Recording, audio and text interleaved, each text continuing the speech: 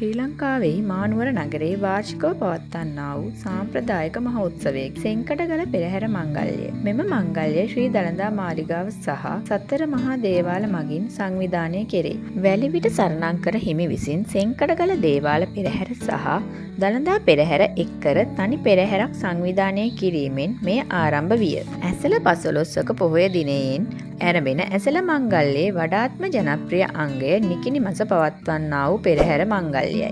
මෙම උළෙල ශ්‍රී ලංකාවට අනන්‍ය වූ සංකේතයක් බවට පත් වී ඇත. මෙය නර්තනයෙන් සහ අගනා ලෙස සැරසූ හස්තීන්ගෙන් සමන්විත වූ බෞද්ධ උළෙලකි.